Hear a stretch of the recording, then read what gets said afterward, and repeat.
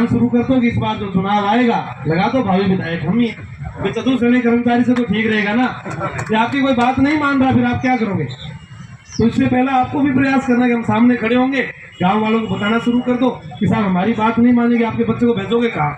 सीटी में 23.5 लाख आवेदन है 10+2 में, और भर्ती कितनी आएगी कांस्टेबल की? 9,000 एक ही भर्ती है ना अभी।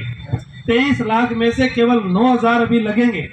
उसके अलावा दूसरी भर्ती अगर एलडीसी आएगी भी तो 2 साल तक नहीं आएगी, क्योंकि अभी तो इस साल को उनको ज्वाइनिंग मिलेगी लास्ट तक, और उसके 2 साल तक वो नहीं आएगी तो वो तो अगली सीटी में गिनी जाएगी, फिर अगली सीटी में गिनी जाएगी तो वो अगली भर्ती हो जाएगी। तो इसका मतलब 23 लाख लोगों के लिए सरकार के पास अभी 9,000 भर्ती है। बाकी भजनलाल जी ने कह रखा है कि भर्तियां जो है वो पाइपलाइन में है। अब वो पाइपलाइन से कब निकलेगी हमें नहीं पता। आशु सर ने भी तैयारी करें। आशु सर हमारे बीच आए हैं। तो अब देखो इतनी सारी जो ये जो विद्यार्थी है सब 4th ग्रेड वेटिंग नियम के लिए आए हैं। अब जब सरकार और पक्ष हमारी बात नहीं मानती है तो हमें उम्मीद रहती है कि राजस्थान में कोई विपक्ष नाम की भी चीज़ है। अब आशु सर हमारे बीच आए हैं। पिछली बार एक बहुत बड़ी रैली थी जो कि हमारे एनएसओ अध्यक्ष विनोद जी जाकर साहब ने की थी।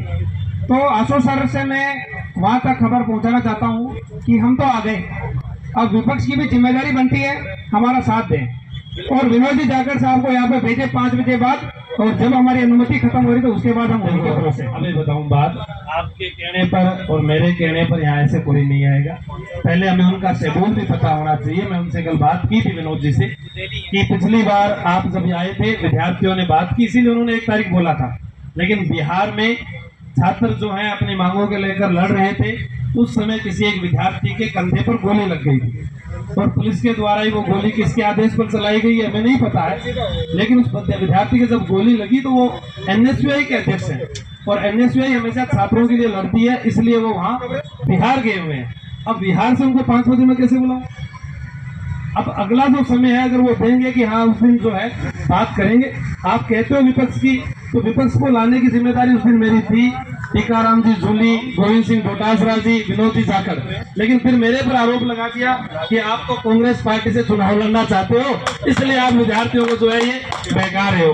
अरे भैया मैं क्यों लड़ना चाहूंगा? मैं मेरी नौकरी छोड़ दी कांग्रेस की सरकार में, फिर मैं भी तो पुलिस में लगा हुआ था, तो मुझे पता था कि पेपर लीक हो रहे हैं, लेकिन मैं बोल नहीं पाया, इसलिए मैंने नौकरी छोड़कर फैसला लिया कि मैं पढ़ाऊंगा और जहां जहां जरूरत पड़ेगी वहां जाऊंगा। सब इंस्पेक्टर का धरना प्रदर्शन हुआ, लगातार हमने लड़ाई लड़ी और हम जीत कर आए। जबकि उसके अंदर भी मेरी वाइफ का तो राजस्थान में 21वीं रैंक थी, और उसके बाद भी हम लड़ाई जारी रखते हैं। कहीं ना कहीं किसी और को तो फायदा होगा जो योग्य है। 2025 में भी वो पास है। अब आगे ये होता है कि आप लोग जो यहाँ बैठे हो तो आपको करना क्या है, सबको एक आप विपक्ष में चले जाओ।